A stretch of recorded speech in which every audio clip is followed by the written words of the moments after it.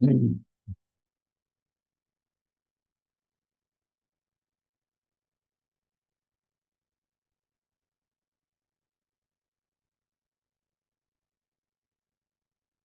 Oke, kita mulai. Bismillahirrahmanirrahim. Assalamualaikum warahmatullahi wabarakatuh. Eh, Topik yang akan kita bahas adalah emergency pada hewan kecil ya, small animal emergencies. Sebetulnya istilah emergency tadi itu butuh pemahaman yang benar karena seringkali pemilik itu tidak paham bahwa hal tersebut itu kondisi emergensi, justru begitu. Atau kadang-kadang yang tidak emergensi itu dia merasa tergopoh-gopoh dan ini merasa dianggap emergensi. Nah, kira-kira begitu. Jadi nanti butuh satu definisi yang jelas terkait dengan istilah emergensi supaya kita sama-sama paham antara Anda nanti sebagai dokter hewan dan klien yang punya hewan kesayangan. Nah, emergency medicine itu ya istilahnya. Biasanya kan gandeng dengan emergency and critical care, gitu. Perawatan kondisi yang kritis, yang klinis, yang kritis, ya critical care. Itu biasanya gandeng dengan itu. Ya ada sedikit perbedaan karena yang emergency itu belum tentu critical care, gitu ya. Jadi, nah emergency sendiri itu sebetulnya ilmu yang baru di dunia kedokteran hewan. Termasuk di manusia sebenarnya sama. Termasuk di manusia tadi itu termasuk perkembangan ilmu yang belum lama gitu ya. Jadi dia itu ada setelah Perang Dunia Kedua, saat Perang Dunia Kedua, ya. Jadi perkembangan ilmu tadi itu muncul a- karena adanya Perang Dunia Kedua. Kenapa? Karena di Perang Dunia Kedua tadi itu penderitanya itu banyak sekali. Dan ini berkembang di dunia militer tentu saja ya. Jadi banyak sekali kemudian bingung. Tenaga medisnya terbatas sehingga mana dulu yang harus ditangani. Nah, gitu ya. Awal awal mulanya itu. Sehingga kemudian muncul trias, istilah trias tadi itu. Yang sebetulnya awal kosakata itu berasal dari bahasa Prancis ya, trier atau apa sebutannya lah pokoknya. Tapi inti inti apa namanya definisinya adalah to sort, mensorting, memilah-milah. Mana yang kemudian nanti harus ditangani lebih dulu. Yang itu dia punya potensi fatal kondisinya, kalau tidak segera ditangani, mana yang bisa ditangani belakangan, gitu intinya dia. Jadi istilah trias itu berasal dari sana. Yang kemudian berkembang tidak hanya di dunia militer tadi itu, bahkan sampai ke dunia sipil di rumah sakit eh, yang menangani kasus-kasus yang memang harus segera ditangani itu tadi. Jadi ini baru berkembang sejak itu. Jadi masih beberapa dekade terkini saja apa ilmu tadi itu. Oke, jadi kalau berdasarkan itu ada di tempat kita, maksudnya di rumah sakit hewan, klinik dan lain-lain tadi itu di dunia kesehatan hewan, maksudnya ada beberapa pendekatan trias. Ya, ada yang remote trias, ada yang in-person trias, ada yang dari jauh, maksudnya tidak di tempat kita sekarang hewannya, ya penderitanya, ada yang di depan Anda hewannya tadi itu. Ya. Nah, sehingga di luar negeri itu membuka layanan hotline pertolongan ini tadi, pertolongan pertama ibaratnya begitu ya, yang harus segera ditangani. Kalau mereka mendirikan terkait dengan keracunan misalkan begitu, sehingga eh, dokter ataupun petugas yang bertugas di situ itu harus paham betul bagaimana menggali informasi tadi itu dan bisa mengarahkan apa-apa yang kemudian harus dilakukan segera eh, oleh klien tadi itu pada hewan kesayangannya. Karena kita tidak bertempat di situ, jadi remote serious begitu. Jadi dengan pertelepon biasanya begitu. Kemudian ditanyai detail, kemudian ya diarahkan sambil dia menuju ke mungkin. Kalau tidak nanti kan dan mati biasanya nanti. Nah berbeda dengan yang person triage, meja periksa datang ke klinik, datang ke rumah sakit, nah, sehingga kita bisa tahu persis dengan baik itu dengan anamnesis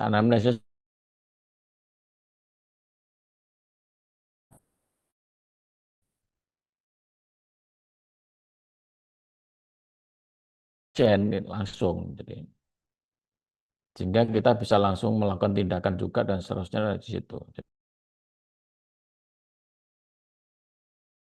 ya sampaikan terkait dengan eh, memahami topik ini sebetulnya. Saya tidak tahu kok keterusan akhirnya. Karena ini harus dipahami kalau Anda sudah punya pengetahuan cukup untuk yang basic. Ini lebih advance sebetulnya. Jadi kalau Anda tidak memahami yang basic, hal-hal yang advance sih Anda masih pelongo-pelongo, termasuk istilah-istilah dan macam-macam tadi itu tindakan dan lain-lain tadi ya. Nah, semua yang tergolong emergency tadi itu selalu hampir merujuk kepada tiga sistem, yaitu sistem saraf pusat, jantung atau sirkulasi dan respirasi. Selalu itu. Sehingga semua gejala yang mengarah kepada tiga sistem ini harus segera ditangani. Karena dia hampir selalu akan punya konsekuensi fatal. Kematian, kan namanya gitu ya, fatal. Ya. Life threatening atau ya fatal, maksudnya mati, mudah mati. Terkait dengan tiga ini, saraf pusat, ya otak, ya, atau intrakranial problem misalnya, respirasi dan sirkulasi, kardiovaskuler. Yang lain termasuk urogenital apa itu sebetulnya tidak terlalu levelnya biasanya rendah meskipun dia juga emergency case ya. Nah ini jadi ini yang kemudian terkait dengan itu Anda kalau sudah terbiasa nanti algoritma ini atau jalur atau prosedur ini akan bisa Anda lakukan tidak sampai 1 menit untuk kemudian Anda bisa menilai bahwa yes si pasien tadi itu emergency dan segera harus ditangani atau tidak gitu ya atau bisa nanti maksudnya dengan protokol ini tadi atau prosedur atau panduan ini ini Anda bisa lakukan tidak sampai 1 menit cepat ini prosesnya ya jadi karena kalau terlambat pun ada masalah nanti jadi ini Anda harus bisa lakukan itu dengan sangat cepat kalau sudah terbiasa yang paling utama yang Anda harus evaluasi adakah problem saraf pusat ya tadi itu otak, maksudnya fungsi-fungsi otak. Nah, kembali lagi nanti background pengetahuan yang harus Anda kuasai adalah fungsi saraf pusat, saraf secara umum. Karena kalau Anda tidak mempelajari itu ya tidak ngerti maksudnya ini apa. Ya, Anda hanya melakukan, hanya tahu saja, nyontoh saja, tapi tidak tahu dasarnya kenapa. Ya, jadi fungsi-fungsi saraf pusat terutama nanti Anda harus kuasai mekanisme mereka, fisiologinya seperti itu. Nah, jadi kalau Anda mengevaluasi itu beberapa yang bisa dipastikan. Adakah dia mengalami disorientasi, bingung, seperti bingung, atau dia diem saja? Ya, dul itu istilah dari letargik sebetulnya mungkin. Atau lebih dari itu maksudnya, stupor. Ya, stupor itu sudah tidak sadar, atau bahkan koma. Nanti ada bedanya antara stupor dan koma. Ya, jadi secara kesadaran itu dia negatif. Jadi kalau kita pahami dalam ilmu saraf nanti ada consciousness itu ada yang negatif, ada yang positif. Ya. Jadi kalau dia berkurang kesadarannya namanya letargi. Dia tidak merespon lingkungannya, diam saja begitu. Itu sebetulnya otaknya sudah terganggu. Kalau dia normal, alert, itu dia bisa merespon lingkungannya. Ada orang baru apa ya dia bereaksi dari itu. Ya, nah, ini enggak. Apalagi stupor. Stupor itu sudah mendekati koma. Dia tergeletak, nafas masih jalan, respirasi jalan, tapi tidak sadar sama sekali. Tapi belum koma. Buktinya apa? Biasanya nanti akan Anda sentuh di bagian sudut mata dalam tadi itu masih ada refleks berkedip. Meskipun dia tergeletak, ya, mata tertutup, itu masih kalau Anda sentuh di sudut mata dalam, ya, disentuh saja, tidak usah ditekan, disentuh saja. Itu dia akan seperti berkedip, nah, itu masih stupor. Dia butuh rangsangan stimulasi yang tinggi, yang banyak sekali sebelum dia merespon. Atau bahkan sama sekali tidak merespon. Ya. Nah, kalau dia sama sekali tidak sadar, respon tadi atau apa namanya, Anda sentuh permukaan sudut mata dalamnya tidak ada reaksi, berarti otaknya sudah tidak banyak reaksi, koma, sudah koma, komatus, sudah koma. Sebelum mati, jadi tapi jantung masih berdenyut, respirasi masih, tapi otaknya sudah tidak jalan, nah, itu sudah koma. Nah, kebalikan dari itu ada eksitasi namanya, ada tadi kalau itu negatif, ini yang positif. Jadi reaksi yang berlebihan dari saraf, ya, eksitasi atau zesur, kejang. Nah, kalau Anda menemukan itu semua, ya ini harus segera diatasi, gitu ya. Masuk kategori emergency. Ya, jadi ini pertama ukurannya. Tapi kalau tidak, coba dicek sistem kardiovaskularnya. Nah, ngeceknya otomatis langsung gunakan stetoskop karena tidak bisa dilihat saja. Kadang-kadang dia tergeletak apa itu gitu ya. Nah, jadi kalau enggak itu coba cek eh, sistem sirkulasinya.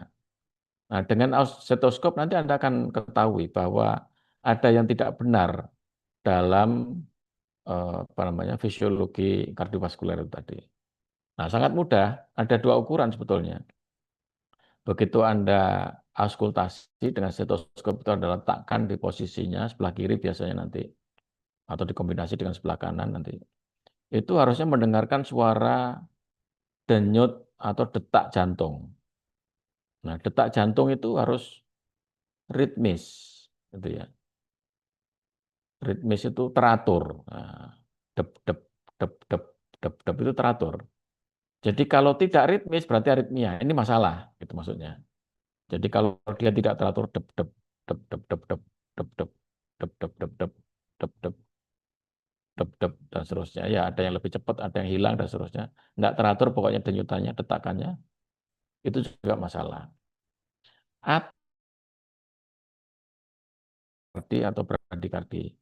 Baik itu diikuti oleh ketidakteraturan denyutan atau Anda mendengarkan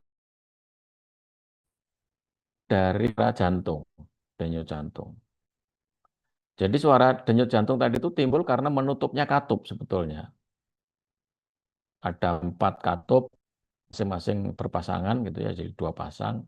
Yang itu bisa menutup bersamaan kemudian menimbulkan suara denyut detak jantung tadi itu. Ya.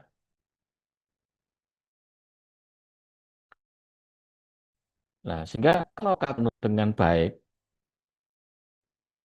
itu ada suara lain kecuali atau bahasa sananya dub juga atau lup dub bahasa sana.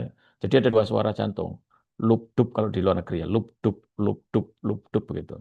Atau di sini ya dep dep misalnya dep dep. Jadi ada suara 2 suara jantung. Hanya itu, tidak ada suara lain.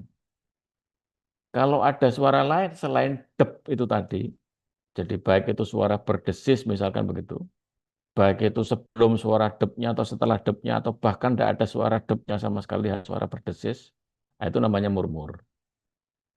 Kalau mendengarkan suara itu pasti adalah jantung, ya itu emergency. Atau bahkan tidak Anda menemukan denyutannya jantung, tidak ada.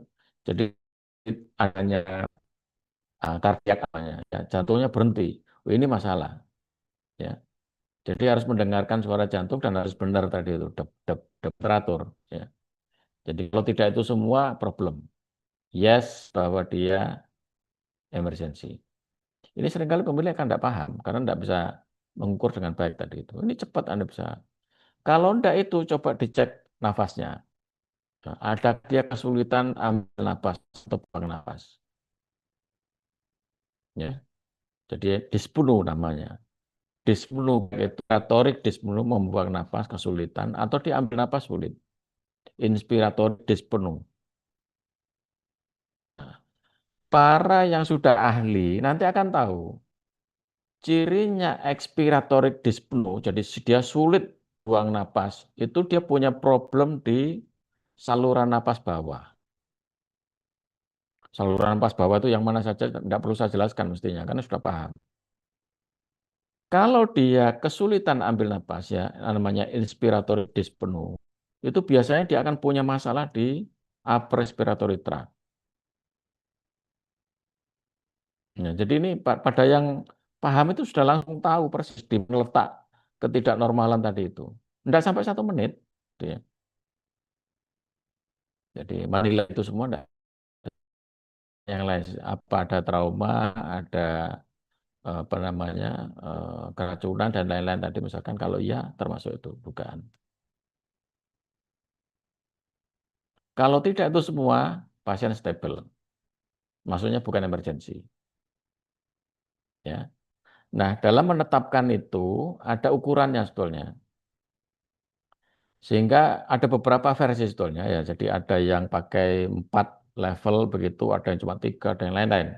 Saya gunakan yang agak umum saja, ya. Jadi ada 4 level. Level yang paling kritis, ya, level 1, first priority. Jadi kalau diterapkan nanti, pasien ini harus ditandai dengan ada kode merah. Sebetulnya ada beberapa kode yang lain, tapi saya gunakan saja yang agak umum dipakai, kode merah. Ya, merah, kuning, hijau. Kayak balon itu merah, kuning, hijau. Ya, yang merah ini critical care, first level critical care. Apa contohnya? Ya perdarahan besar, perdarahan arterial misalkan begitu. Atau dia tadi itu stupor misalkan, atau koma bahkan begitu, atau shock, hipovolemia shock itu gejalanya kan mengarah ke yang sama. Atau keracunan misalkan. Ini harus segera amat segera harus ditangani dalam hitungan menit, ya detik sampai menit. Bahwa harus segera, tidak bisa ditunda maksudnya. Kalau ditunda ada masalah, ya yang kelompok ini first priority critical care apa emergency ya. Kemudian yang second level. Jadi dia ya emergency tapi bisa nanti-nanti maksudnya begitu. Jadi kalau misalkan dia kecelakaan fraktur, ya, ini diduga fraktur itu bisa tidak harus segera, bisa nanti beberapa menit sampai beberapa jam, sampai 1 jam lah kira-kira bisa ditunda. Ya. Kecuali dia kelihatan tadi tuh pembuluh darahnya sobek, pembuluh arterial mancur, cur darah, itu harus segera. Itu masuk kriteria yang 1. Sebab kalau enggak nanti darah habis, mati pasti. Ya. Nah, yang tingkat 3, level 3 tadi itu ya bisa ditunda beberapa jam.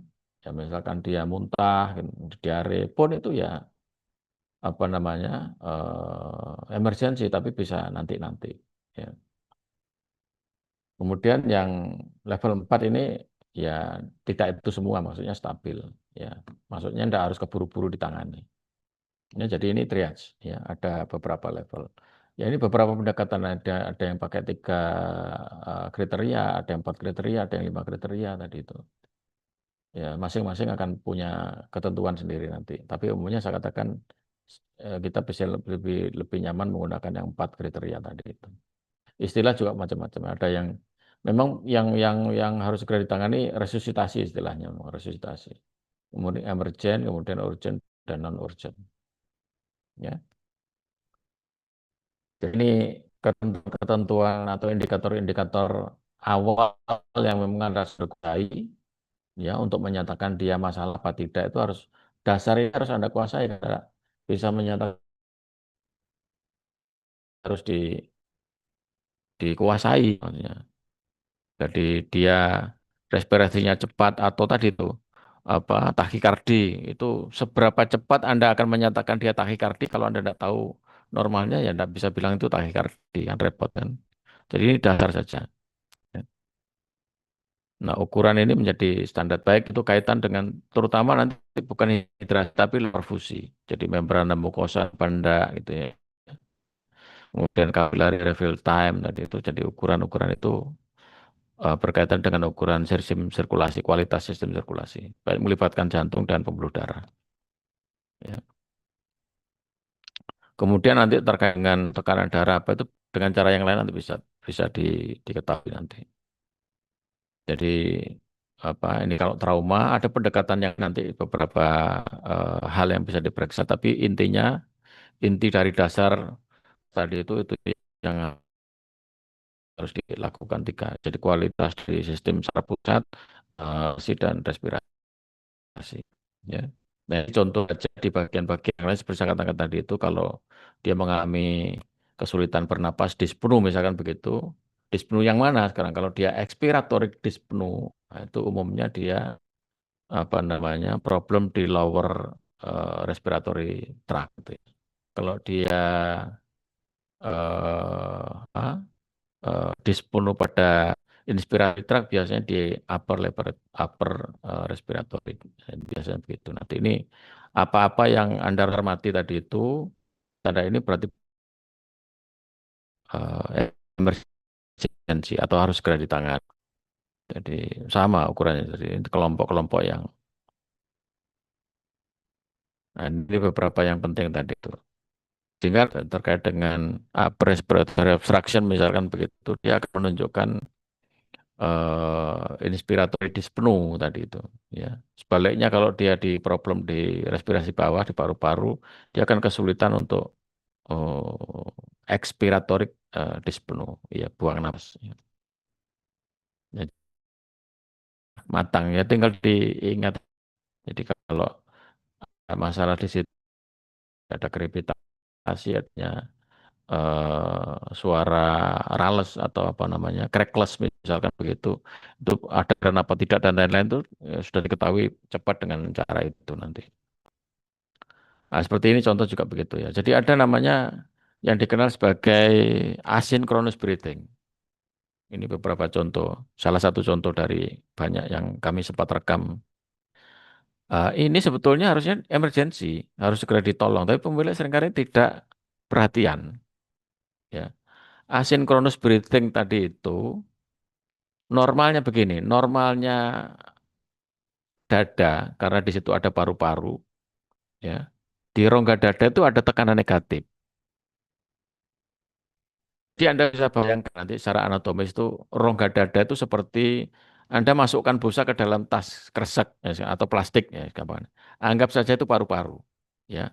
Busanya itu paru-paru, tas kreseknya atau plastik yang menjadi pembungkusnya itu adalah plera, ya. Plera yang ada di organ. Nah, kemudian Anda masukkan di kresek yang lebih besar lagi, gitu ya. Tas kresek yang berisi busa itu tadi. Nah, kresek yang besar tadi itu adalah plera juga yang menempel di dinding toraks, sehingga tas kresek yang besar itu menjadi rongga toraks. Nanti berbeda adanya cairan itu di rongga itu maksudnya dengan yang di paru-paru. Sebutannya akan berbeda, ya, pastikan itu. Nah, sehingga kalau ada cairan di rongga yang harusnya tidak ada apa-apanya tadi, yang dia punya tekanan negatif, yang dengan itu paru-paru bisa mengembang. Ini membuat paru-paru tidak bisa mengembang, ya, karena ada yang mengisi rongga toraks tadi itu sehingga paru-paru tidak bisa mengembang. Apapun itu, baik itu cairan, apapun cairannya, ya bisa darah, bisa nanah, bisa apa, transudat, cairan yang mirip plasma tadi itu, atau cilus, cilus itu cairan limfe gitu ya, atau organ abdomen yang masuk ke dalam rongga toraks. Membuat paru-paru tidak bisa mengembang karena ruang yang harusnya kosong dan punya tekanan negatif itu ada isinya. Nah, sehingga paru-paru kesulitan untuk mengembang. Nah, di belakang itu ada dipisahkan antara toraks dengan abdominal oleh diafragma. Diafragma ini lebih fleksibel. Sehingga oleh karena itu paru-paru masih bisa untuk berkembang, untuk menerima oksigen yang saat dia inspirasi, tapi dia menggunakan diafragma yang lebih fleksibel sehingga dia mendorong ke belakang, termasuk menekan atau mendorong organ-organ dalam di rongga abdomen. Yang akibat dari itu perut kemudian seakan-akan membesar. Sehingga pada saat ambil napas seakan-akan itu perutnya membesar karena lebih besar dibandingkan rongga dada. Dan sebaliknya nanti kalau dia buang napas, ya perutnya mengecil kembali. Ini sangat berbeda dengan kebanyakan mekanisme pada saat normal, di mana paru-paru normal tadi bisa mengembang sehingga dada kelihatan lebih besar daripada abdomen. Ya, nah, ini kondisi tadi yang pertama itu disebut sebagai asynchronous breathing. Seperti ini kira-kira. atau ada lebih parah sebetulnya. Nanti saya carikan gambar karena tidak saya masukkan di sini. Ya, berarti kan caranya dia bernapas. Ada yang lebih jelas, ini tidak terlalu jelas. Saya share sound. Bentar.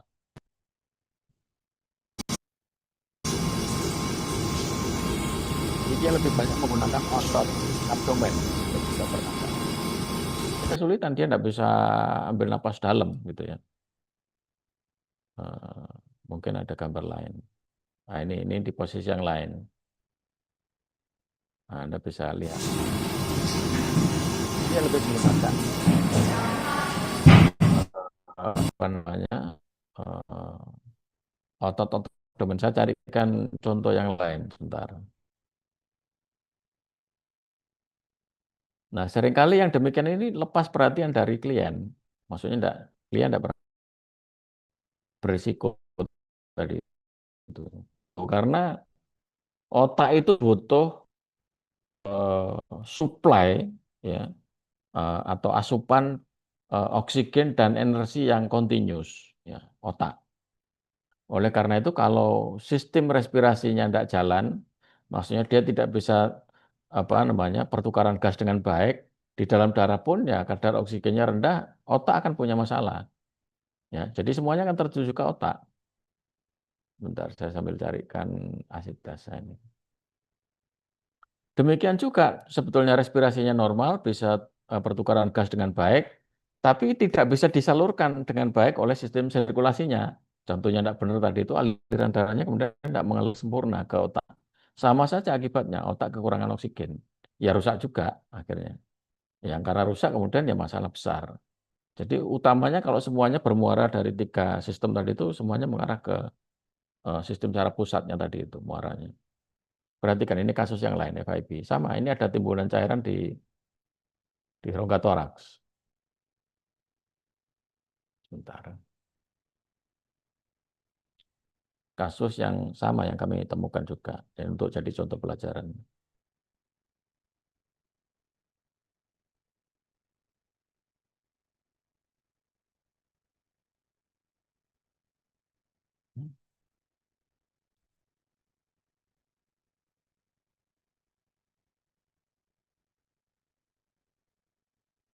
Ya, nah ini contoh. Sehingga kalau dilihat di gambar X-ray semuanya jadi putih. Kenapa begitu nanti saya jelaskan. Tapi kita lihat gambar ini aja, apa video ini aja dulu. Ya, jadi sama. Ini juga asynchronous breathing. Sehingga ini khas.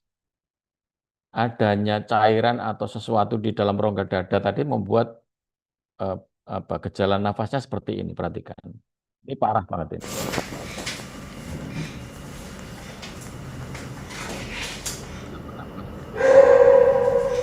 Enggak seakan-akan bagian toraks itu mengempit apa mengecil abdomennya yang besar. Seakan-akan. Perhatikan. Ini sampai sampai apa?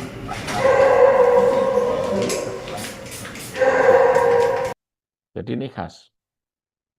Nah, kalau di foto ya terbukti benar bahwa di rongga dada tadi itu ada cairan. Sehingga gambarannya putih rata.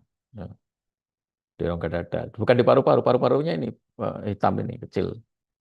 Ya terangkat oleh itu. Nanti gejala yang mirip dengan ini adalah hernia diafragmatika. Karena rongga abdomen tadi itu punya negatif pressure, tekanan negatif, begitu sobek apa diafragmanya maka isi usus isi isi abdomen itu akan kesedot otomatis, kesedot ke yang tekanannya rendah itu tadi. Usus akan langsung tertarik masuk. Jika kemudian berisi usus di dalam rongga dada tadi itu, wah, sama akan membuat gejala yang sama persis seperti ini. Nah, bedanya nanti akan diketahui dengan X-ray. Ya. Atau nanti ada sejarah-sejarah anamnesis tadi itu adanya kecelakaan biasanya nanti. Atau dia hilang seminggu dan macam-macam tadi itu. Ya, karena trauma gitu. Oke, kembali ke ini lagi. Nah, terkait dengan pemeriksaan yang Anda bisa pastikan nanti, itu boleh dibilang secara gampang itu kita gunakan saja panduan ABCDE ya. Untuk pemeriksaan yang utama itu tadi, Anda bisa menggunakan 4 huruf, 5 huruf ini panduannya. airway atau arterial bleeding. Ada enggak itu? Ada gangguan sistem pernapasan dan perdarahan ya arterial. Jadi yang mancur. Kalau dia ada perdarahan, kalau hanya mengerempes saja enggak ada masalah sebetulnya. Tapi yang bahaya itu arteri yang sobek. Nah, karena tekanannya besar, dia akan memancar, mancur. Itu darah akan cepat hilang, habis. Ya. Kalau tidak segera ditutup, tidak segera diatasi, mati, Pak. Kehilangan darah banyak. Ya. Adakah dia punya problem breathing, sama sirkulasi juga begitu. Kemudian dicek assessment apa namanya disability, tidak bisa jalan. Kemudian cek yang lain-lain terkait dengan injury atau trauma dan lain-lain itu tadi. Ya. Jadi ini akan membantu sebetulnya memperjelas, mempertegas yang trias yang pertama tadi itu 3 sistem utama yang harus Anda evaluasi. Ya. Kemudian yang lain-lain nanti ya apa menyusul. Seperti kalau Anda menemukan dia seizur begitu ya, diatasi seizurnya dulu sudah. Tidak bisa dituanyai macam-macam. Sudah jelas dia kejang. Jadi kejangnya diatasi dulu supaya dia bisa rileks, bernapas dengan baik dan seterusnya nanti itu. Kemudian baru diperiksa lebih lanjut. Ini kasus yang pertama apa tidak dan seterusnya pernah kejadian seperti itu apa tidak dan lain-lain lain-lain. Kemudian bahkan termasuk untuk diagnosis testing, misalkan pemeriksaan darah dan seterusnya nanti gitu. Ya, tapi setelah itu diatasi biasanya nanti tahapannya. Ya. Nah, ini perlu dilakukan untuk lebih tahu persis apa yang menjadi penyebab dia kondisinya seperti itu. Ya, baik itu penyakit, baik itu kondisi traumatik yang lain. Ya. Nah, ini secondary assessment untuk pemeriksaan yang berikutnya. Yang paling pertama tadi itu. Oke, kita masuk ke tahapan-tahapan di beberapa kondisi yang agak khusus, gitu ya, terkait dengan kardiovaskular emergency. Jadi kalau Anda menemukan CPA, ya, cardiopulmonary arrest, ya dia tidak bekerja, jantungnya berhenti atau dia tidak bernapas, gitu ya. Nah itu ini problem, maksudnya emergency. Biasanya sudah tergeletak, kalau sudah begitu tergeletak. Kemudian Anda akan segera apa cek apa denyut jantungnya tadi itu. Dia kalau masih apa karena ini biasanya kalau jantung itu lama, ya meskipun dia napasnya berhenti katakan begitu, jantung itu masih berusaha untuk memompa ya darah untuk memberi suplai ke otak. Nanti kalau dia sudah berhenti, nanti otaknya pun berhenti ya mati namanya. Nah, dia masih berusaha begitu, sehingga tidak kelihatan kecuali Anda stetoskop. Kalau nafas kan kelihatan dia berhenti napas itu kan kelihatan. Ya. Atau ada penyakit yang mengarah ke sana, fungsi jantungnya tadi tidak benar, baik itu CHF, ya, congestive heart failure, dia tidak berfungsi untuk sebagai penyalur atau pompa darah ya, dengan baik, atau sinkop ini sama saja ini. Caval syndrome juga begitu, di bagian vena cavanya dia akan punya problem, ya. Atau ada pericardial effusion, jadi sama, semuanya akan membuat fungsi jantung tidak bisa bekerja dengan baik. Ya. Nah, itu segera ditangani, maksudnya emergency. Nah, sehingga ini tahapannya untuk Anda mengambil tindakan tadi itu, benarkah dia ada arrest, jadi jantungnya berhenti atau pulmonernya berhenti. Jadi kalau iya, lakukan upaya-upaya itu. Ya. Jadi termasuk berikan intubasi, jadi pasang selang nafas. Ya. Kemudian pastikan dia bisa bernapas 20-30 kali. Gitu. Kemudian dicek arterial pulse-nya. Ya. Ada apa tidak. Jadi kalau ada, oke. Kalau tidak ada, ya harus dilakukan beberapa hal yang lain, pastikan. Jadi ini tahapan yang akan sangat membantu Anda untuk bisa melakukan tindakan kalau Anda menemukan kondisi dia CPA, ya cardiopulmonary arrest. Ya. Jantung, sistem respirasinya tidak berfungsi, tidak jalan. Nah kalau pada manusia biasanya menggunakan defibrilator, pakai kejut listrik itu, jret gitu. Jadi sebenarnya untuk memberikan kejutan pada jantung juga, supaya dia berdenyut kembali. Ya. Hewan pada hewan jarang dipakai, ya. Tapi ini penting, pakai defibrilator. Jadi untuk merangsang kembali. Seringkali yang kita lakukan ya ini tadi. Jadi kalau ada beberapa kita upaya mendorong jantungnya bekerja ya pakai epinefrin, ya, supaya dia ya bekerja maksudnya. Dan CPR, CPR itu adalah cardiopulmonary resuscitation.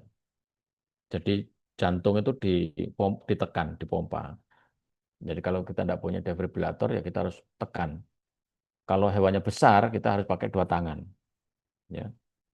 Dua tangan di apa namanya letakkan di tumpu di apa pergelan apa telapak tanganmu tadi ditumpang tindihkan begitu. Kemudian Anda tekan, dorong dengan badan Anda juga karena dia cukup besar. Beberapa tekanan begitu, 5-6 tekanan, kemudian berhenti. Kalau bisa dibantu dengan pernapasan, ya kalau bisa.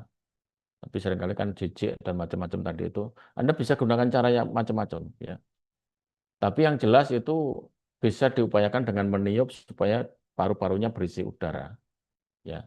Setelah 5 tekanan itu tadi namanya CPR tadi, cardiopulmonary resuscitation, ya, resusitasi jantung dan respirasi. Kemudian ya diselingi dengan itu nanti kembali lagi terus sampai sekian kali. Nah, dia biasanya akan punya respon sama seperti mirip seperti defibrillator sebetulnya. Tapi ini manual pakai tangan. Pada yang hewan ukurannya kecil, Anda bisa menggunakan satu tangan saja. Pakai telapak tangan satu, bagian kanan atau kiri terserah Anda nanti jempol dan 4 jari yang berlawanan itu bisa Anda gunakan sebagai pompa karena hewannya kecil. Tapi kalau besar kita tidak kuat pakai itu. Jadi kita pakai tangan, kedua tangan kita pompa. Jadi CHF ada beberapa ciri sebetulnya. Jadi CHF itu adalah congestive heart failure. Jadi ada gangguan fungsi jantung kongestif. Fungsinya apa? Fungsinya kan dia seperti pompa. Jadi seperti pompa itu ya menjadi mendorong, mengalirkan darah gitu ya. Nah, kalau fungsi itu tidak terjadi ya berarti kemampuan dia mendorong darah itu juga tidak terjadi. Untuk bersirkulasi itu tidak terjadi. Jadi fungsinya tadi terganggu. Nah, biasanya ada dua macam bentuk nanti, kalau sudah Anda pelajari ya. Jadi ada yang left-sided heart failure, ada right-sided heart failure. Mungkin ada di nah ini, right-sided, left-sided. Jadi Anda harus paham kemudian secara normal fisiologi dari jantung itu tadi. Sehingga kalau terjadi gangguan kongestif yang di sisi kanan jantung, jantung itu terbagi dua, kiri kanan, ya, atas bawah nanti, atrium dan ventricle. Nah, sehingga kalau ada gangguan yang di sisi kanan dia tidak bisa menyalurkan darah dengan baik, ya, fungsi-fungsi yang bagian jantung kanannya tidak benar, darah tadi itu tidak bisa masuk jantung dengan baik akibatnya. Nah, sehingga terjadi kongestif vena. Jadi di luar di bagian perifer, bagian tepi tubuh tadi kelihatan venanya membesar, ya, distensi namanya membesar. Atau bahkan ada pulsasi. Harusnya pulsasi itu hanya pada arteri. Tapi arteri itu posisinya lebih dalam, lebih profundal dibandingkan apa namanya vena, sehingga tidak pernah kelihatan sebetulnya denyutan di permukaan kulit itu. Ini sepanjang itu kan ada arteri, tidak kelihatan karena dia tempatnya lebih dalam, lebih profundal. Ya, salah satunya tujuan menciptakan Tuhan menciptakan itu ya untuk melindungi, karena dia resikonya besar tadi. Kalau dia trauma, sobek, itu darah akan langsung terpancar hilang. Nah, berbeda dengan yang vena, vena tekanannya rendah, ya tidak ada tekanan di sana. Ya, makanya dia kembali ke jantung dengan cara yang berbeda, termasuk punya katup nanti di beberapa tempat ya. Nah, sehingga ini tidak pernah terjadi pulsasi vena tadi itu. Nah, sehingga kalau terjadi pulsasi, kelihatan nanti di pangkal leher itu berdenyut, ada denyutan yang jelas. Itu jelas dia punya problem jantung. Sehingga kalau Anda melihat hewan, apa namanya, eh, eh, anjing misalkan, hewan besar juga begitu ya, sapi, kuda bahkan begitu. Atau termasuk manusia sama saja. Nanti kamu punya saudara, adik, famili, bapak, ibu, apa itu yang kalau Anda temukan mereka punya denyutan ya di pangkal leher itu Anda lihat dari jauh, dari enggak jauh banget ya, pokoknya berjarak tidak nempel dengan. Itu kalau tahu bahwa pangkal lehernya ada denyutan begitu, itu pasti problem jantung. Ya, kanan, ya, jantung kanan. Karena di tempat itu darah mau masuk ke jantung. Sehingga kalau dia ada regurgitasi, ada katup tidak menutup sempurna, maka darah yang di ventrikel kanan itu akan terdorong balik. tidak maju ke depan, tidak ke paru-paru, tapi dia kembali lagi ke atrium kanan. Yang atrium kanan juga mendorong darah yang baru terus begitu sehingga ada pulsasi sampai ke bagian luar. Di situ Anda akan ketahui karena pembuluh darah yang besar ya vena jugularis biasanya nanti sana. Ya ada pulsasi di situ jelas menunjukkan bahwa ada problem di jantung kanan. Kemudian karena alirannya juga terhambat dari mana? Dari hepar. Sehingga hepar pun ya antriannya banyak di sana, Anda bisa masuk ke darah itu langsung ke jantung dengan baik sehingga banyak terkumpul di hepar ya heparnya membesar. Banyak terkumpul di spleen ya spleennya membesar, yaitu hepatomegali, splenomegali. Asites juga menjadi tanda-tanda itu semua karena darah itu tidak segera bisa masuk ke dalam sistem sirkulasi dengan baik ke jantung dan diteruskan ke itu kanan. Yang kalau kiri darah yang masuk dari jantung itu dari paru-paru. Sehingga kalau dia tidak lancar masuk ke jantung itu akan menumpuk banyak di paru-paru. Tekanannya meningkat sehingga cairan akan keluar menjadi batuk. Batuknya karena ada cairan di dalam alveoli. Nah, saya cerita sedikit terkait dengan kenapa darah bisa keluar dari pembuluhnya atau apa namanya cairannya gitu ya. Jadi cairan darah tadi itu tempat lain kalau kamu pengen gambaran visualnya nanti ya. Jadi dua mekanisme yang membuat darah tadi itu bertahan di dalam pembuluh darah, cairan darah tadi. Darah itu ada dua, plasma cairannya dengan sel-sel darahnya. Ini darah tadi itu bertahan di dalam vaskuler, di dalam pembuluh darah tadi dengan dua mekanisme. Ya. Mekanisme satu dikenal sebagai tekanan hidrostatik, ya, yang mempertahankan itu. Mekanisme kedua menggunakan tekanan onkotik. Ya, saya carikan dulu.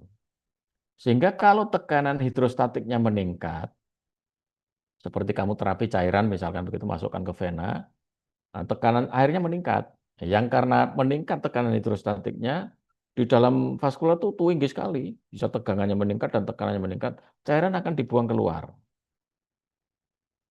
Ya, keluar mana ya? Keluar vaskuler. Nah, kalau di situ ada jaringan, ada interstisial, ya di sana dia akan menetap. Sehingga menjadi bengkak. Ya, tadi itu, menjadi bengkak. Nah, kebetulan kalau di paru-paru tekanannya tinggi tadi itu, ya cairan keluar. Tapi di situ tidak banyak jaringan interstisial, tapi ada alveolis banyak. Sehingga cairan yang masuk ke alveoli-alveoli tadi itu. Yang harusnya tidak ada, harusnya kan kosong berisi gas. Mohon maaf. Ya. Supaya ada pertukaran gas, tapi berisi cairan, maka cairan itu dianggap benda asing. Yang karena dianggap dia benda asing, maka ya dibatukkan, keluarkan. Gitu ya. Karena ada cairan-cairan tadi itu. Kenapa ada cairan? Ya mekanisme tadi itu. Jadi karena antri menunggu ke jantung lagi dari paru-paru tadi itu membuat tekanan di dalam vaskuler itu meningkat tinggi. Yang karena itu kemudian ya dia cairannya dikeluarkan. Kemana ya? Ke alveoli, yang di situ banyak alveoli. Ya ini mekanisme. Itu diatur menggunakan hukum Starling atau Starling Law namanya, hukum Starling atau Starling-Force istilahnya. Ya ini mekanisme. Itu melibatkan dua hal tadi. Tekanan hidrostatik, hydrostatic pressure, dan tekanan oncotic atau oncotic pressure. Pada sistem sirkulasi yang normal, mekanisme ini terjadi sebetulnya. Jadi pada saat di arterial itu tekanannya tinggi.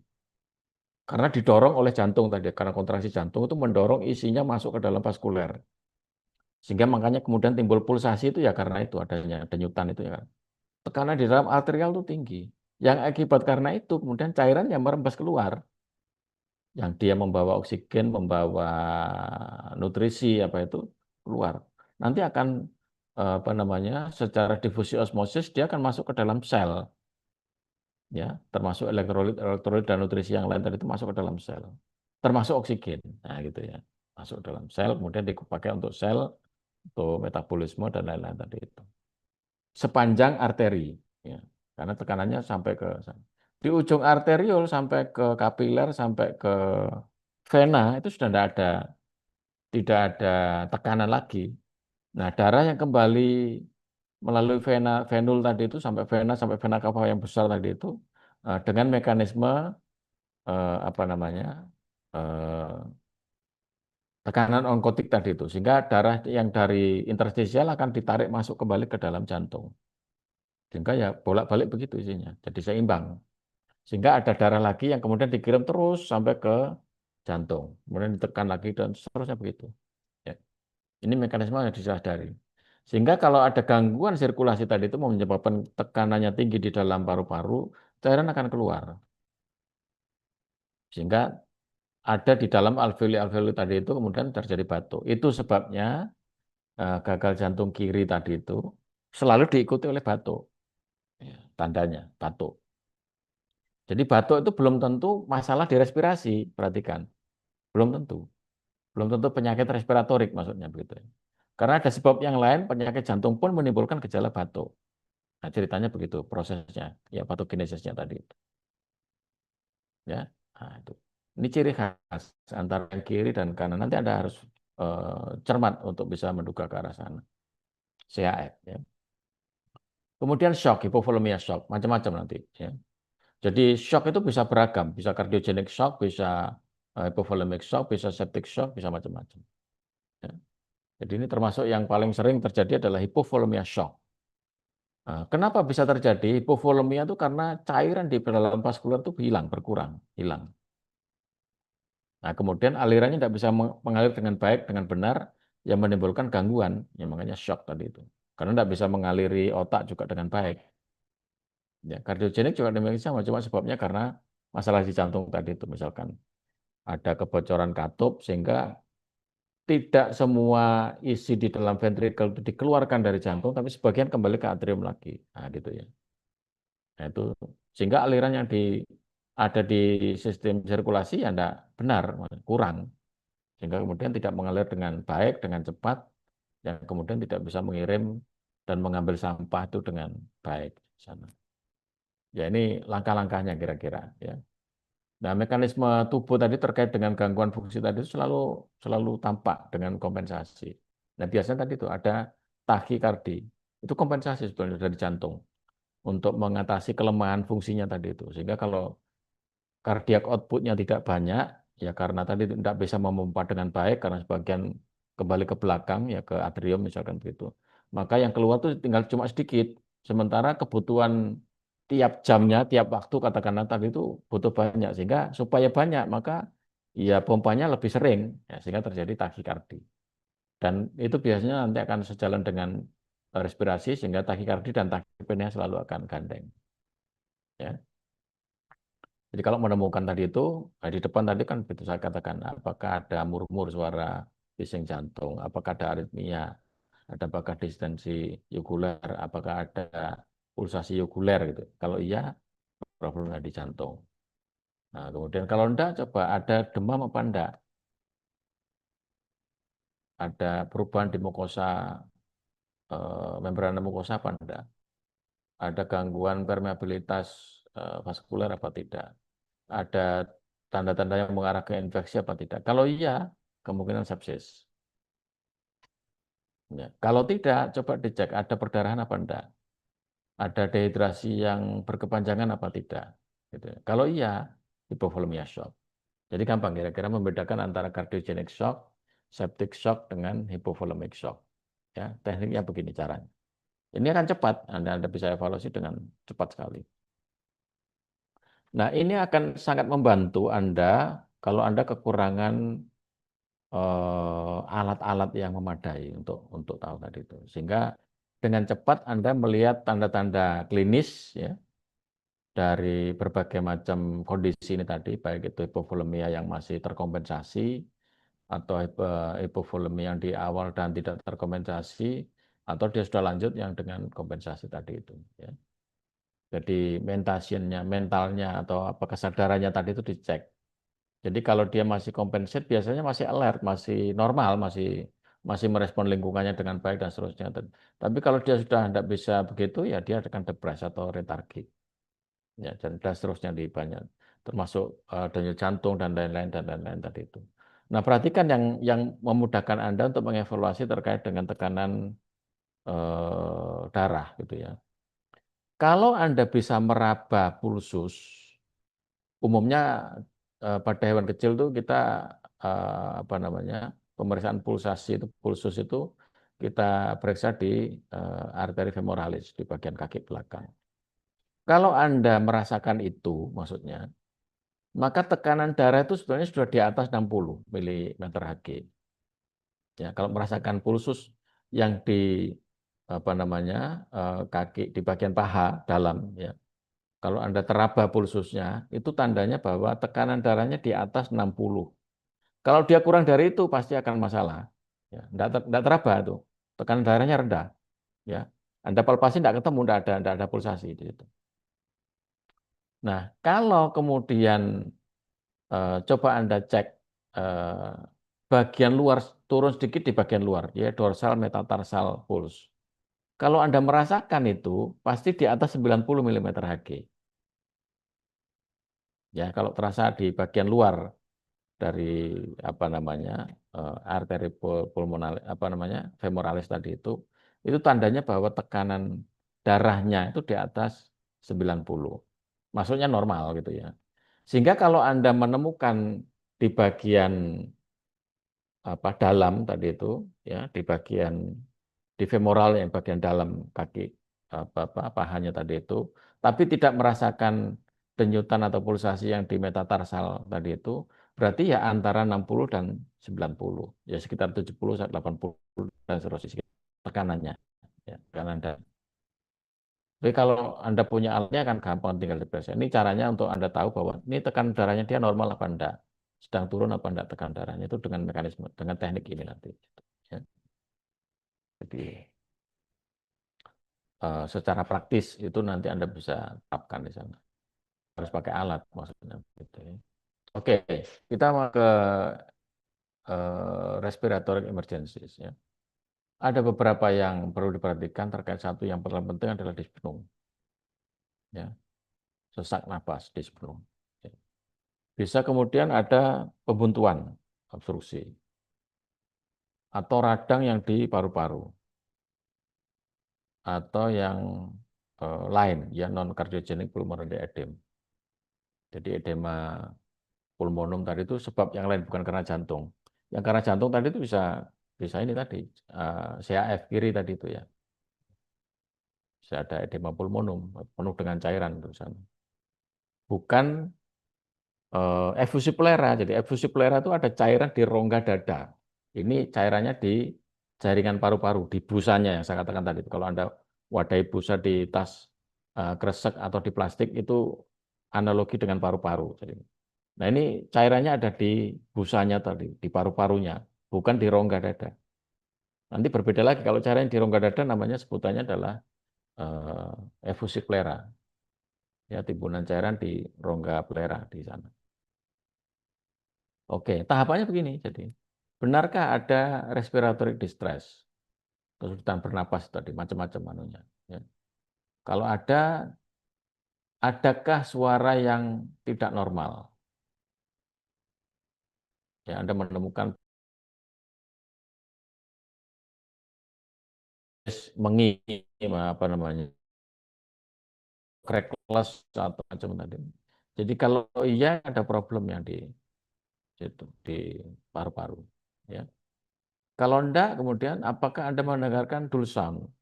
Jadi paru-paru itu harusnya ada bunyi desiran, desis, jadi karena ada pergerakan udara melewati saluran-saluran tadi itu kemudian menimbulkan bunyi respirasi normal ya, yang vesikuler dan bronkovesikuler tadi itu.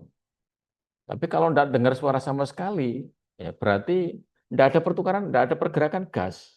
Artinya seperti tadi pada kondisi yang dia berisi cairan, penuh dengan cairan di alveolonya, gas tidak bisa bergerak, maksudnya tidak bisa. Ya. Nah, sehingga tidak ada suara. Atau ada suara crackless.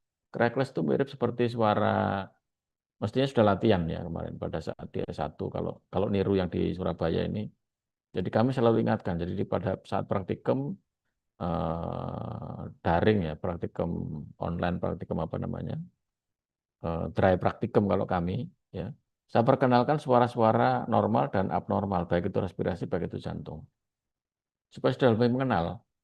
Nanti kalau ketemu kasus mendengarkan suara itu melalui stetoskop apa itu sudah tahu bahwa dia ini crackless apa wheezes apa yang lain.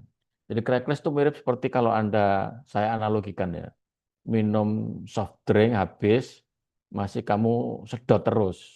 Ya kira. Nah bunyi semacam itu kira-kira crackless. Kenapa? Karena ada cairan di saluran pernapasan yang itu bergerak pada saat ambil napas, baik itu buang napas. Nah, sehingga timbul bunyi-bunyi itu tadi, ya. Pergerakan cairan akibat baik itu inspirasi, baik itu ekspirasi di saluran napas cairan tadi bergerak-bergerak. Itu menimbulkan bunyi yang seperti itu persis. Sehingga kalau menemukan itu ya ada problem di sana, ya cairan di situ. Nah ini terkait dengan kondisi tadi itu ya hubungannya dengan kebutuhan atau pertukaran gas oksigen tadi itu sebetulnya. Sehingga pertimbangkan kalau dia mengalami gangguan, enggak masuk ya. Enggak. Nah, oke, ini hampir habis ini baterai saya. eh Apa tadi? Oksigen ya. Sehingga dalam kondisi normal pertukaran gas itu terjadi. Yang pada itu nanti dia melepaskan karbon dioksida, kemudian dia ngambil oksigen. Sehingga kalau fungsi respirasinya tidak jalan, kemampuan dia menangkap oksigen ya rendah. Ya kemudian ya kebutuhan oksigen di sel problem yang terjadi hipoksia, anoksia bahkan begitu. Anoksik, anoksia biasanya di situ. Nah, oleh karena itu nanti pada saat Anda terapi ya Anda butuh butuh tambahan oksigen untuk meningkatkan apa namanya eh, kebutuhan atau capaian kadar oksigen di dalam darah tadi itu ya untuk bisa dikirim ke sel-sel yang membutuhkan dengan banyak cara nanti di situ baik itu menggunakan mechanical ventilator, menggunakan ambu bag, menemukan oksigen cage, apa kandang yang ada ininya oksigen macam-macam lah ya. Jadi untuk membantu menambah tadi itu. Jadi kini kalau terjadi obstruksi perhatikan. Jadi eh, saluran nafas tadi ada dua macam ya, atas bawah, sehingga ciri khasnya kalau dia terjadi dyspnea inspiratorik, itu seringkali ada problem yang di saluran nafas atas. Sebaliknya kalau dia kesulitan buang napas, seringkali ada problematika yang di lower respiratory tract. Ya. Di beberapa breed tertentu, dia memang punya kecenderungan kelemahan, ya, ya brachycephalic, hidungnya pendek. Ya. Baik itu pug misalkan, atau bulldog, atau yang lain semacam itu, termasuk kucing yang hidungnya pendek, Persia misalkan begitu sama saja ya. Jadi punya problematika yang di upper respiratory tract.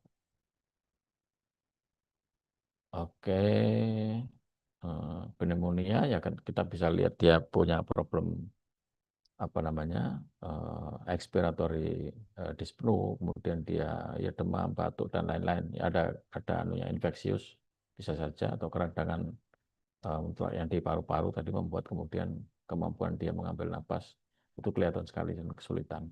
Ya. Oke, jadi yang non kardiogenik ya bisa macam-macam sebabnya. Adanya cairan di dalam paru-paru yang bukan karena problematika apa namanya jantung tadi itu banyak sebabnya. Ya. Dan ini seringkali pada anjing, tapi pada kucing jarang. Ya seringkali pada anjing. Biasanya dia akan entah hipnea, kemudian ya apa namanya crackless juga boleh terjadi dan ini mudah untuk bisa dipahami, diketahui. Neurologik ya. Jadi selain tadi terkait dengan kesadaran tadi itu yang negatif semua ini ada yang positif ya seizure kejang tadi itu dan beberapa yang lain ya. Jadi seizure tadi itu ini sempat cerita apa ya sehingga saya merasa perlu untuk memberikan apa namanya. Oh ini seizure itu apa nyeri apa enggak gitu ya. Jadi itu.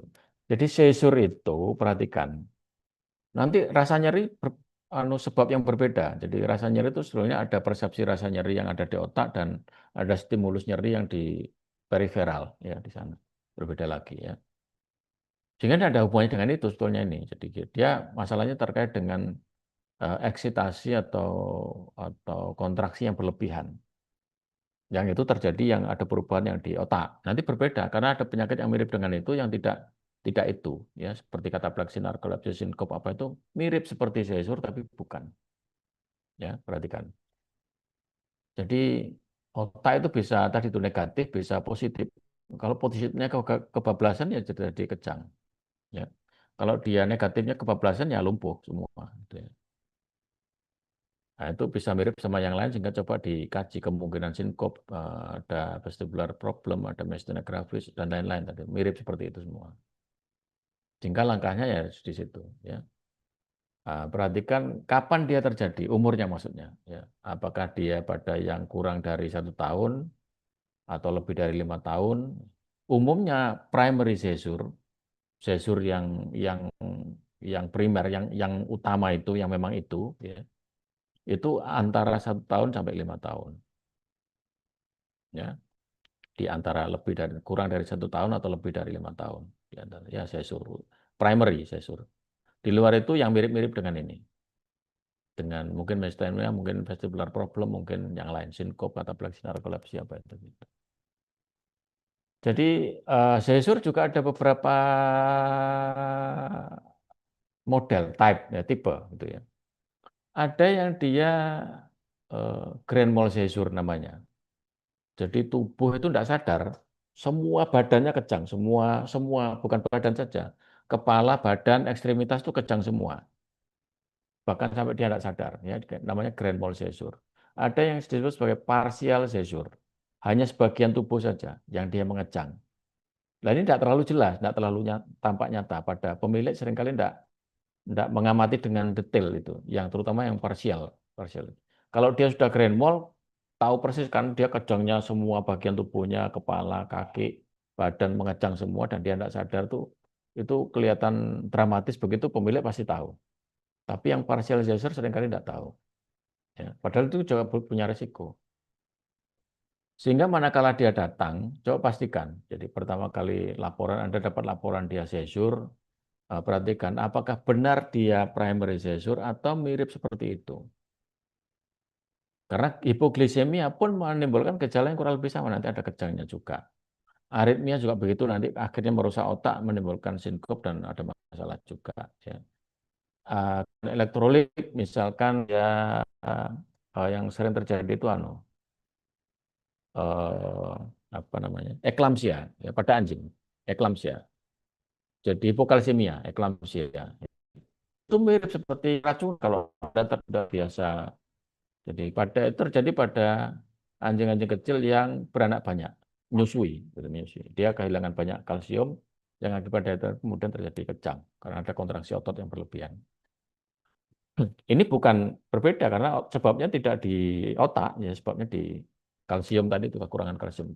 Mirip, tapi gejalanya kan sangat mirip. Ya beberapa yang membedakan itu. Ya terutama nanti suhunya tinggi apa itu. Kalau primary seizure, mohon maaf.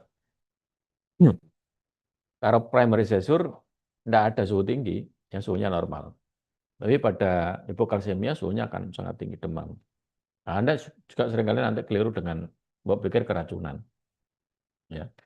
Nah, karena seringkali membatasi keracunan itu hanya dengan gejala kejang. Gitu ya. Padahal ada banyak keracunan yang gejalanya tidak kejang saja, banyak yang lain. Atau polistemia, atau hipertensi, atau ini kejang juga, apa namanya, tingginya kadar amonia yang karena problematika liver biasanya nanti. Itu juga kejang juga. Ya, kejangnya disebut sebagai encephalopati hepatik. Ya. Tapi bukan masalah di otak. Ya. Sebab utamanya adalah masalah di liver. Yang dia tidak bisa mengkonversi amonia menjadi ureum, ya, amonia tetap tinggi, ya kejang. Penyakit yang seperti itu seringkali terjadi pada sapi. Ya, sapi itu punya sumber makanan yang nitrogen yang bukan dari protein. Nah, gitu ya. Dari apa? Urea. Jadi kalau dia mengasop urea cukup banyak, nanti di dalam tubuh akan dimetabolisme oleh mikroba itu tadi. Amonia, ya, sorry apa namanya, urea tadi itu. Yang oleh mikroba nanti akan dimetabolisme menjadi amonia. Sehingga kadar amonia di dalam sapi yang mengkonsumsi urea yang berlebihan tadi itu sangat tinggi, kejang, meledak kejang. Ya karena ini tadi livernya tidak bisa mengubah amonia menjadi ureum karena berlebihan. Nah itu prosesnya akan begitu nanti. Nah, sehingga lacak ini dulu. Jadi tapi harus biasanya diterapi dulu. Kalau dia kejang ya diterapi anti kejang dulu, kemudian dilacak. Tadi itu yang secondary apa namanya assessment ini tadi apakah kemungkinan dia hipoglikemia, apa kemungkinan aritmia, kemungkinan dia gangguan yang lain-lain tadi itu dipastikan. Ya. Kalau enggak itu semua dan terjadi di antara umur sampai 1 sampai 5 tahun, ya berarti benar bahwa dia problem. Gitu ya. Ya, seizure namanya positif tadi itu. Oke. Yang lain adalah sering terjadi adalah trauma di tulang belakang. Tulang belakang itu di dalamnya ada isinya saraf.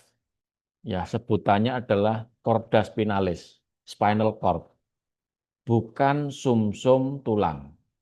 Ya. Tapi orang Jawa bilangnya sumsum. Ya, bukan itu yang dimaksud bone marrow itu bukan itu. Ya, bone marrow itu tempatnya lain. Jadi kalau yang di dalam putih-putih yang ada di dalam tulang belakang itu tadi, itu adalah saraf. Sebutan resminya adalah chorda spinalis atau spinal cord.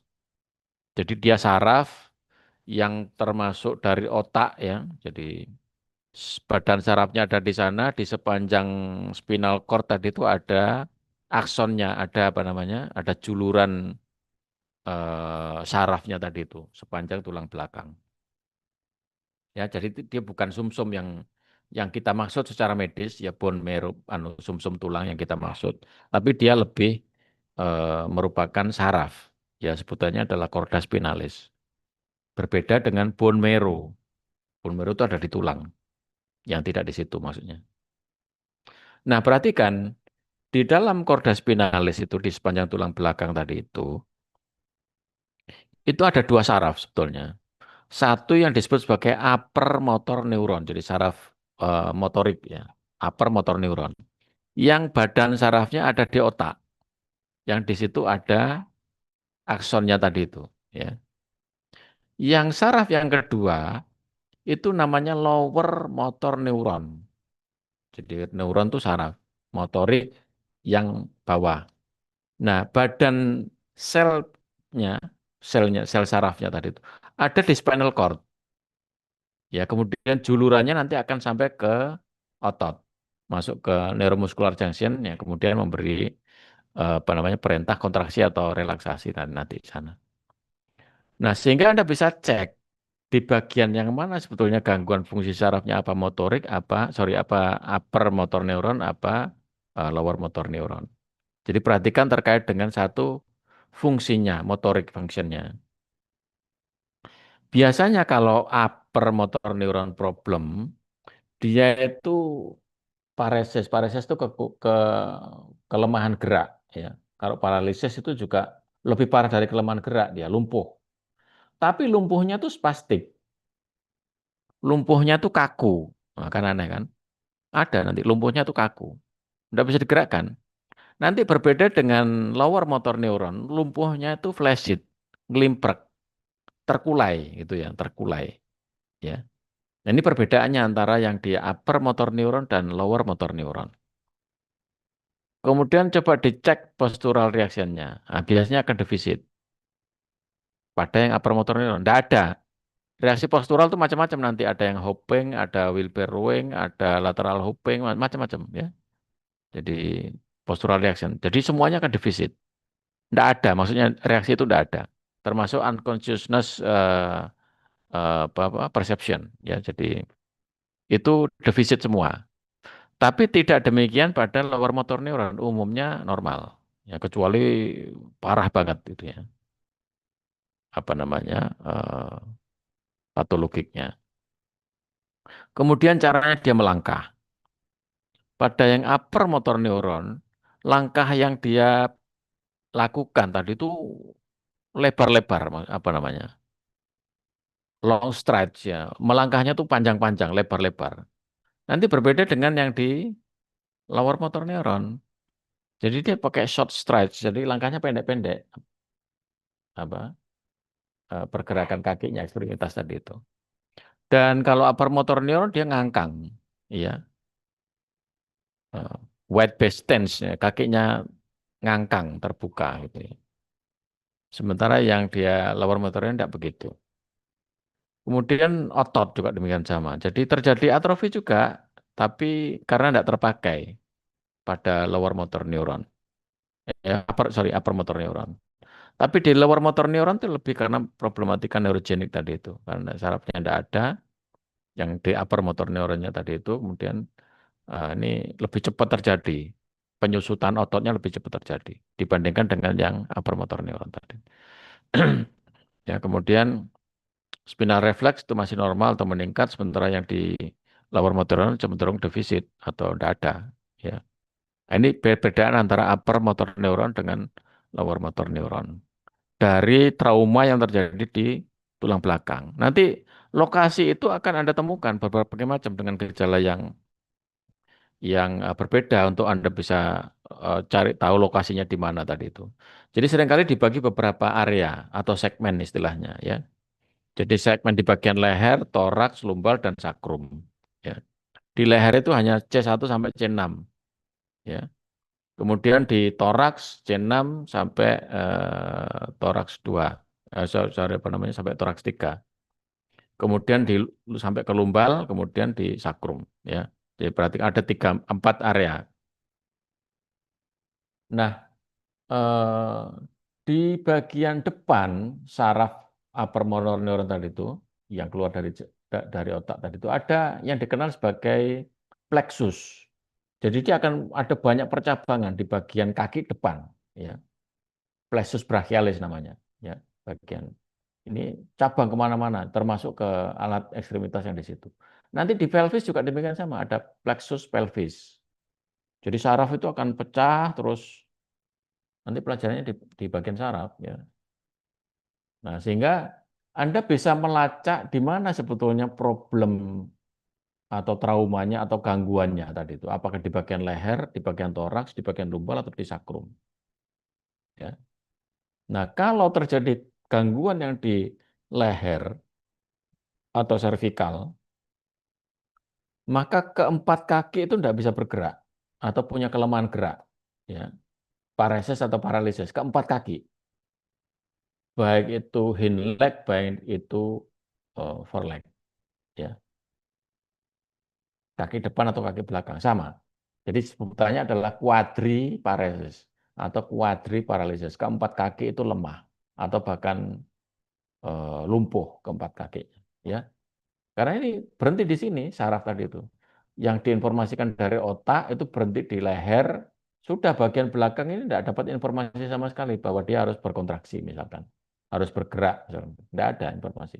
Sehingga semuanya akan lunglai, ya, tidak ada pergerakan. Karena berhenti, mandek di sini informasi sarafnya.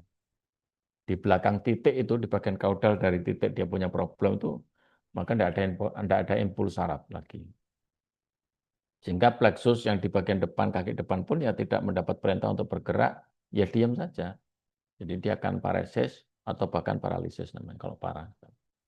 Tapi kalau yang di belakang eh, toraks, ya, di lumbal misalkan begitu, bagian depan ini normal.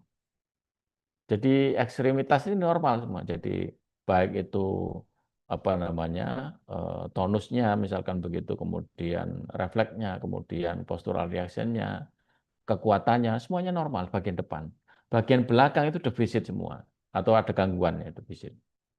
Bagian di belakang titik tadi itu kalau ada trauma di lumbal, belakangnya tadi itu punya masalah. Ya depannya normal semua. Ya, sehingga dengan ukuran ini kalau Anda perhatikan tabel ini akan sangat membantu Anda untuk mencari tahu di mana lokasi lesinya. Apa di sekitar leher, ya. Jadi segmen yang pertama itu C1 sampai C6 atau di bagian toraks, ya, atau di bagian apa lumbal atau di bagian panggul, ya, sakrum. Ya, jadi ini panduan untuk bisa mencari tahu nanti problemnya. Untuk dipastikan nanti, misalkan seandainya mau dipastikan dengan pemeriksaan X-ray, dengan pemeriksaan CT scan, misalkan yang lebih baru lagi, ini harus dilakukan dulu. Karena tidak bisa tiba-tiba X-ray, kamu tidak akan X-ray itu apalagi banyak besar itu tidak cukup, ya. Radiologinya, radiografinya, fotonya itu tidak cukup. Sehingga Anda harus lokalisir, dilokalisir, dipersempit areanya pemeriksaannya tadi. Nah, Anda butuh memastikan itu di mana yang Anda mau foto. Karena kalau kaki saja misalkan itu sudah penuh, tidak nututi. Apa kalau yang banyak besar. Ya, sehingga ini menjadi penting untuk Anda cari tahu di mana lesinya itu sebetulnya. Apa di leher, apa di toraks, apa di lumbal, apa di panggul, di apa pelvis, sakrum. Oke, cerita yang lain dengan vestibular syndrome. Vestibular itu ada di otak tengah, sorry, otak dalam. Ya, ada aparatus apa namanya vestibuli di sana yang berfungsi sebagai alat keseimbangan. Sehingga kalau itu terganggu, ya vestibuli tadi itu akan mengganggu keseimbangan secara umum. Ya, makanya gejalanya akan mirip saraf nanti. Padahal bukan nanti jangan. Ya, ya problemnya ada. Ciri yang paling khas dari ini biasanya adalah head tilt. Perhatikan head tilt. Kepalanya itu miring. Miring biasanya pada posisi yang dia telinga itu masalah. Ya, jadi perhatikan. Posisi aparatus apa vestibul itu ada di otak dalam, interna, dalam, tidak di tengah, dalam, yang mendekati otak. Ya. Jadi kalau itu terganggu nanti keseimbangan tubuhnya pun terganggu, kepala terutama nanti. Sehingga kepalanya miring, head tilt namanya. Ya. Kalau dia noleh ceritanya lain lagi nanti, namanya head turn. Itu penyakit yang berbeda lagi nanti. Jadi ini cirinya adalah head tilt. Ya. Nah, Anda akan bisa bedakan antara dia peripheral apa namanya eh, vestibular syndrome gitu ya, vestibular disease gitu ya, atau dia sentralis, ya sentralis vertebral disease atau vestibular syndrome. Nah, itu dengan panduan ini tadi. Coba cek ada hetil apa enggak, ada keseimbangan apa gangguan keseimbangan apa enggak, ada defisit saraf kranial apa tidak, ya terutama beberapa saraf ya 7, 5 sama 6 gitu ya. Ada strabismus apa tidak? Strabismus itu apa namanya? Posisi arah mata itu tidak benar ya. Juling bahasa Jawanya itu juling. Tidak pas di tengah, mungkin bisa ke arah dalam, bisa ke arah luar atau ke atas atau ke bawah gitu ya. Strabismus. Atau ada Horner syndrome dan seterusnya beberapa ciri ini termasuk ke mental depression itu ada tidak gangguan mental mentation tadi itu. Nah, sangat jelas tuh kalau terjadi di sentralis tadi itu ya dia akan ada nistagmus, ya ada gangguan apa mental depression, ada gangguan cerebellum ya alat geraknya yang apa koordinasi alat gerak tadi itu. Dan beberapa yang lain itu sangat khas untuk dipastikan bahwa dia lebih ke dalam mendekati otak atau enggak nanti di sana. Cirinya yang paling utama sebetulnya dari head tilt. Ya perhatikan itu. Ada diikuti yang lain-lain nanti kalau misalkan kalau adanya Horner syndrome ada di sini enggak ya? Enggak ada. Horner syndrome itu mat ada di mana? Coba saya carikan. Saraf kayaknya sebentar. Eh,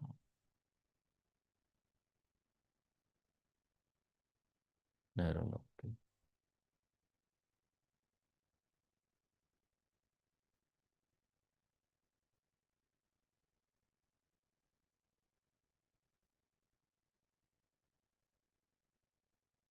Ini yang paling baru. Saya tunjukkan Horner syndrome ya. Jadi karena ini penting.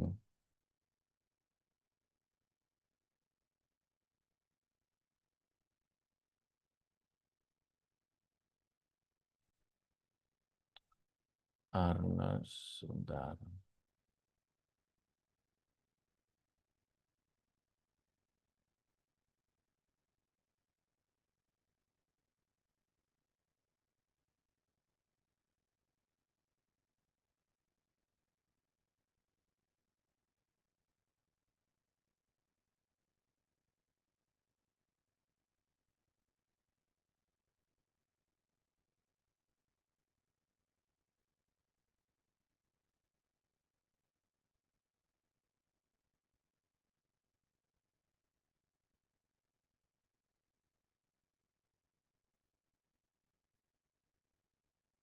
Nah, saya coba tunjukkan gambaran Horner syndrome.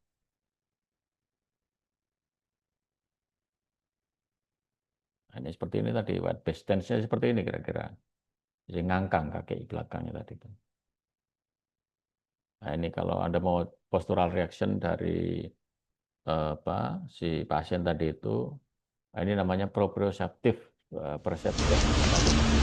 Jadi kalau ini di postural reaction akan ya. Jadi dia tidak bisa menempatkan kakinya kalau hitung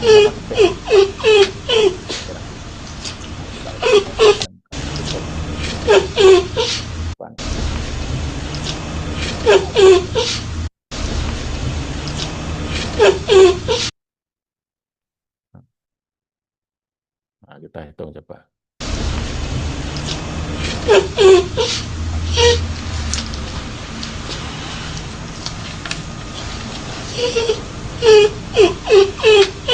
Satu, dua, tiga.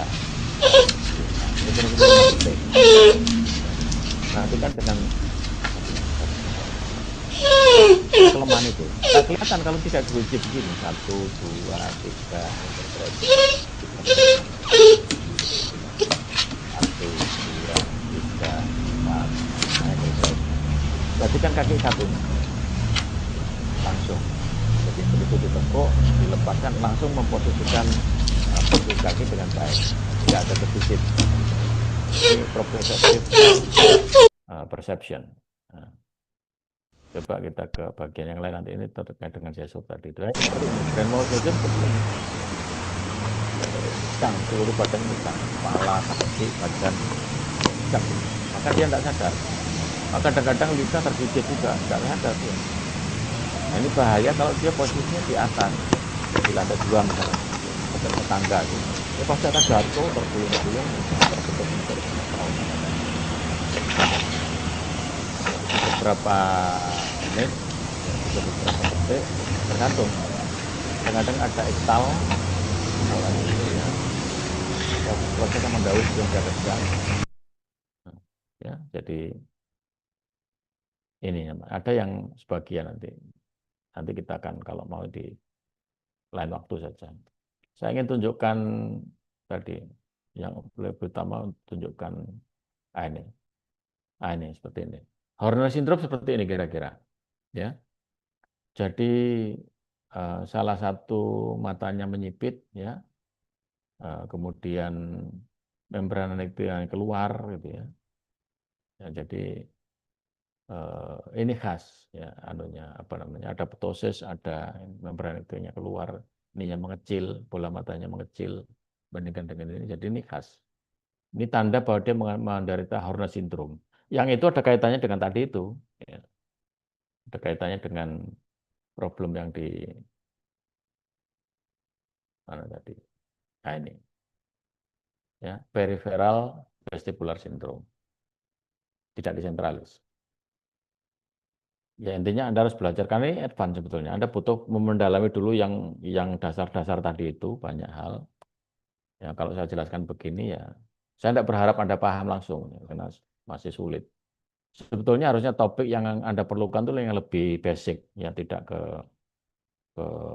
advance yang begini, meskipun itu sedikit-sedikit dikenalkan. Head trauma, ya. Jadi kalau Anda tahu persis bahwa dia mengalami trauma di bagian kepala, apa itu biasanya nanti akan terkait dengan kesadaran, ya terganggu apa tidak dan seterusnya dari itu. Tapi ada ukuran yang Anda harus cermati betul. Di situ ada modified Glasgow Coma Scale, ya. Yang harus Anda cek langsung begitu Anda dapat laporan dia trauma, ya kecelakaan dan macam-macam, ada benturan di kepala misalkan begitu, Anda cek modified Glasgow Coma Scale. Ada 3 ukuran. Nanti dicek motorik activity-nya, ya kemudian dicek brainstem refleksnya, kemudian dicek tingkat kesadarannya. Ya. Jadi makin dia bagus itu makin nilainya tinggi. Kalau dia jelek makin nilainya rendah. Jadi misalkan motorik activity dia rebah, tidak bisa berdiri. Ada gangguan di otot, misalkan dia depresi, spinal reflex absen apa nilainya 1, ya rendah. Dan seterusnya. Sehingga kalau dia akumulasi nanti dari beberapa indikator tadi itu yang tergolong di motorik activity, kemudian brainstem reflex, kemudian tingkat kesadaran apa itu antara 15 sampai 18 masih bagus. Ya. Tapi kalau 9 sampai 14 ya dubius. Ya, hati-hati dubius. Tapi kalau dia 3 sampai 8 ya sudah infausta, jelek. Ya, jadi ini wajib Anda segera lakukan. Begitu Anda tahu dia head trauma, ini langsung diperiksa. Gunakan modified Glasgow Coma Scale. Panduannya ini. Ya. Ya, kemudian foto perawatan yang lain-lain. Kemudian reproduksi, ada beberapa hal. Yang paling sering adalah histokia pada hewan kecil. Karena hewan kecil itu anaknya banyak. Kalau sapi cuma satu, ya. Hewan kecil itu anaknya banyak. Kalau satu tidak keluar, yang empat, yang tiga di belakangnya itu tidak bisa keluar semua. Kalau sapi itu kan cuma satu ekor saja, jarang yang dia kembar dua itu jarang. Anjing kucing itu anaknya banyak, sehingga gangguan kelahiran di anak yang pertama tadi itu mengganggu urutan berikutnya supaya keluar, tidak bisa keluar akhirnya. Ikut mati juga kalau dia mati, ya. Maka ini kemudian emergensi, wajib segera ditolong. Oke, ya, termasuk eklamsia saya katakan itu termasuk yang di respirasi apa namanya reproduksi tadi. Nah ini panduannya tadi itu ya. Jadi kalau Anda menemukan beberapa indikasi seperti ini ya terkait dengan proses kelahiran tadi itu, perhatikan yang harus dipastikan adalah ketahui kapan dia kawin. Umumnya beranak, umumnya kebuntingan ya sekitar 60 hari. Bisa cepat, bisa lambat ya. 2 bulan, 60 hari. Ada beberapa ciri nanti yang di sana, sehingga kalau Anda lebih dari 60 menit tidak ada aktivitas lain, apa sih dia positif distokia. Ya. Dan jarak antara satu kelahiran dengan yang lain pun tidak boleh lebih dari ketentuan, 30 menit biasanya nanti situ. Ya. Jadi ini begitu. Jadi kalau sudah keluar apa namanya cairannya, kemudian tidak ada reaksi apapun, termasuk keluarnya fetus, tanda-tanda tadi itu, baik itu moncongnya sudah mulai muncul, kakinya dan segala macam tidak ada, ini harus segera diatasi, pastikan, diyakinkan. Ya. Nah, itu. Kalau teraba nanti ya coba ada beberapa macam teraba tadi. Bisa dia oversize, ukurannya besar banget, ya sulit keluar tadi. Atau dia memang ada problematika habitus, posisi, ya. Jadi misalkan yang satu kaki saja keluar, kepala tidak kelihatan apa-apa di identifikasi yang di vagina tadi itu, ya ini ada masalah. Ya. Jadi kemungkinannya tadi itu, ya bisa dibantu dengan sonografi atau radiografi nanti. Nah, inti dari itu perhatikan. Jadi kalau dia sudah rupture tapi tidak ada kontraksi, segera harus ditindaklanjuti, maksimal 15 menit. Ya. Kemudian kalau tidak ada aktivitas yang lain-lain sampai 24 jam dari yang apa namanya seandainya normalnya begitu. Pada saat dia akan melahirkan tuh suhunya akan sedikit turun. Ya. Nah itu juga punya problem. Atau Anda menemukan adanya leleran vaginal yang dia hemoragik purulen apa itu, ini juga tergolong dia harus segera ditangani. Kemudian apa namanya beberapa yang lain ya termasuk tidak ada kontraksi setelah sekian jam dan seterusnya tadi itu ini apa membutuhkan intervensi segera ya termasuk emergensi. Sebab kalau tidak tadi anaknya akan di belakang-belakangnya tidak bisa keluar dan mati. Biometra juga demikian sama ada beberapa macam. Yang lebih serius itu adalah yang close biometra. Perhatikan. Jadi ada yang open, ada yang close. Yang open itu akan mudah diketahui karena ada leleran, kemudian kita tahu bahwa ada kecurigaan nanti ke arah itu tadi, leleran yang bau, kental dan lain-lain tadi. Tapi yang close itu seringkali tidak perhatikan, tidak perhatian, tidak punya kecurigaan ke sana. Sehingga gejalanya biasanya nanti lebih ke septik nanti tadi itu, termasuk muntah apa itu apa namanya septic shock tadi itu akan muncul sana, termasuk muntah. Nah, sehingga orang kalau hanya vomit saja pikirannya problem di lambung. Tapi perhatikan problem muntah tadi itu tidak hanya masalah penyakit yang di lambung, ada penyakit yang lain termasuk biometra, termasuk gagal ginjal, termasuk liver dan lain-lain banyak. Ya. Sehingga jangan berpikir kalau dia muntah itu hanya penyakit lambung saja, bukan. Muntah memang iya isi lambung keluar melalui mulut itu namanya muntah. Isi lambung yang keluar melalui mulut namanya muntah. Tapi proses yang seperti itu tidak hanya penyakit yang di lambung. Ada banyak penyakit termasuk biometra ya pada anjing kucing. Ya. Jadi yang serius ini karena dia tidak bisa keluar, tidak ada Anda tidak akan curiga, pemilik tidak curiga bahwa ada pembesaran apa namanya uterus di situ. Dan makin dia besar makin beresiko. Makin dia tertutup dan dia besar, nambah cairan-cairan di situ apa banyak sekali, itu dinding uterus akan makin menipis. Sehingga hati-hati untuk meyakinkan Anda melakukan palpasi pada area abdomen. Karena kalau Anda tekan berlebihan, bisa saja itu pecah. Ya kemudian isinya tersebar kemana-mana di dalam abdomen. Masalah itu nanti. Ya, ya ini waspadai. Oke, kemudian eklamsia tadi itu saya katakan. Jadi eklamsia itu sering terjadi pada anjing kecil. Suhunya tinggi biasanya nanti lebih dari 41, kejang. Yang jelas dia kejang. Ya, tetani, kejang. Umumnya memang tidak segera setelah partus. Umumnya enggak. Justru kira-kira ya 1 minggu, 2 minggu, 3 minggu kira-kira. Pada saat si anak tadi itu nyusu pada induknya. Nah, karena ukurannya kecil, seringkali di uh, anjing ukuran kecil anaknya banyak, nyedotnya banyak susunya tadi itu, sehingga kalsium yang keluar lewat susu pun banyak. Kalau tidak disuplai kalsium cukup, dia akan mengalami kekurangan kalsium.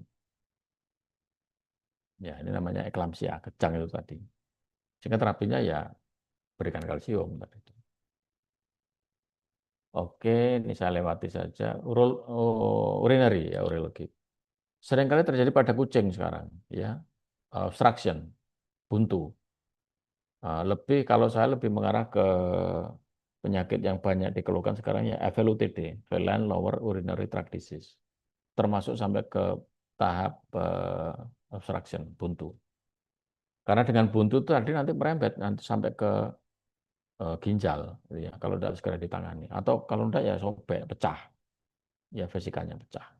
Kalau tidak pecah dia akan tidak nampung, tidak bisa kuat nampung, cairan tadi akan ke belakang. Baik itu terkumpul di ureter, baik itu terkumpul di pielum ginjal, sehingga terjadi hidronefrosis yang kemudian ya rusak ginjalnya. Ya, nah, itu terjadi. Nah, problem seringkali ke sana nanti. Ya, pastikan. Jadi kalau dia vesikanya penuh, dia beberapa lama tidak kencing pasti buntu. Terutama kucing jantan. Ya, seringkali itu problemnya ada di sana. Ya, jadi eh, berbeda dengan gagal ginjal. Kalau gagal ginjal itu, ginjalnya tidak berfungsi. Fungsi utamanya adalah filtrasi. Filtrasi itu akan menghasilkan urin. Sehingga kalau ginjalnya tidak tidak berfungsi, ya tidak menghasilkan urin. Maka kalau Anda palpasi, vesikannya kosong. Ya, berbeda dengan ini. Kalau ini tidak bisa kencing, tapi vesikannya penuh, itu buntu. Nah, sehingga langkah yang paling awal dari itu, lakukan kateterisasi. Pastikan bahwa buntunya tidak ada, hilang lagi, paten, berlubang lagi salurannya.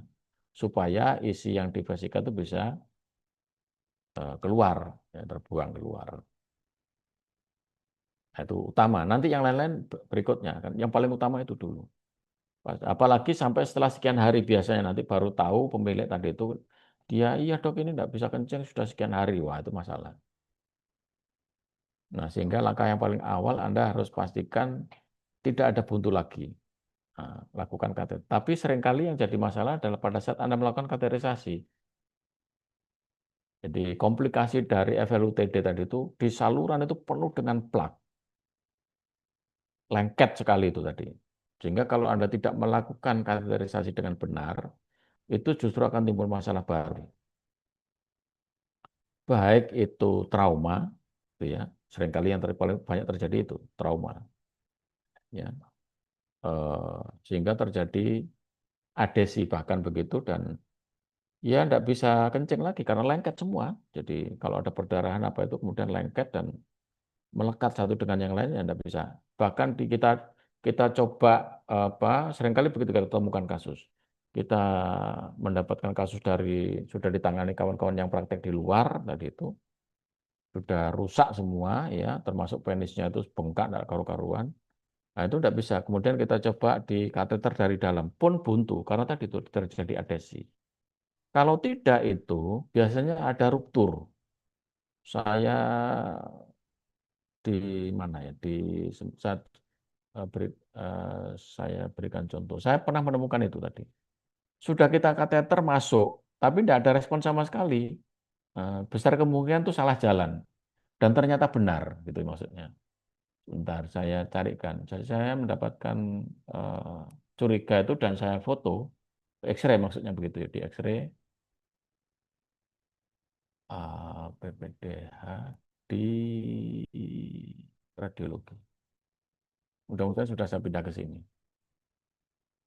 Radiologi klinik ya ini. Hmm.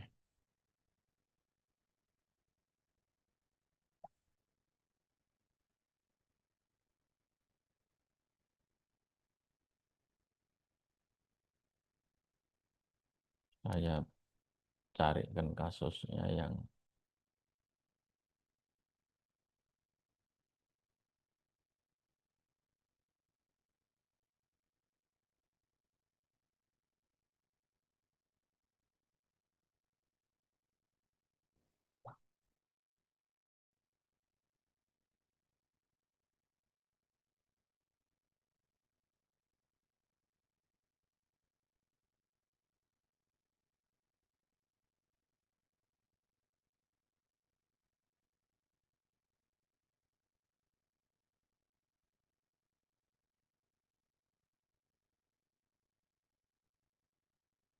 belum saya pindah. Bentar ya. Hmm.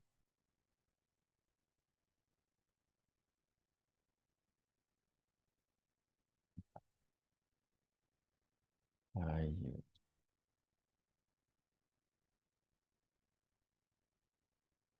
Apa? Dan,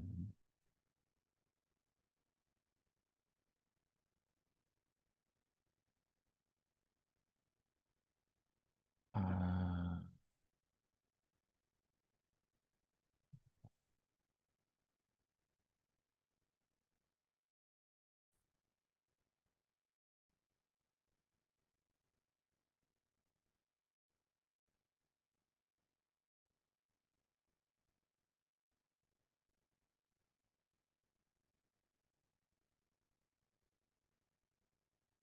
nah ini.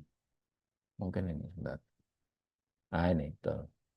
Belum saya pindah masih ada di. Nah, perhatikan. Jadi sudah saya kateter ini kasus dari luar. Ya. Jadi mungkin ya di sana sudah sobek. Jadi ruptur saluran uretranya. Ya. Menurut basikannya perhatikan. Sampai sebesar ini. Basikannya. Besar sekali. Jadi ini buntu. Kemudian yang saya kateter sudah masuk sampai mentok di situ, saya pikir ya benar begitu. Ternyata kita sedot tidak bisa. Harusnya kalau masuk dengan jalur yang benar di situ, ya di sini, nah itu bisa kita sedot itu anunya urinnya di situ. Ternyata tidak bisa, sehingga saya curiga, jangan-jangan ini sudah tidak di luar saluran. Ternyata benar. Begitu kita X-ray dengan tetap ini, nah ini tembus di sini, Bang. Tembus sampai ke punggung ini. Kateternya itu tembus. Jadi mengikuti lubang yang sudah ada di situ. Jadi kalau kita ulangi itu ya begitu, karena di bagian depannya buntu, di situ sudah keluar. Nah ini yang terjadi. Hati-hati di situ. Nanti ada prosedur yang harus Anda perhatikan untuk bisa melakukan kateterisasi dengan benar. Jadi pada kucing pun masih tetap punya fleksura, ya. Fleksura itu lekuan penis, gitu ya, di bagian perineal.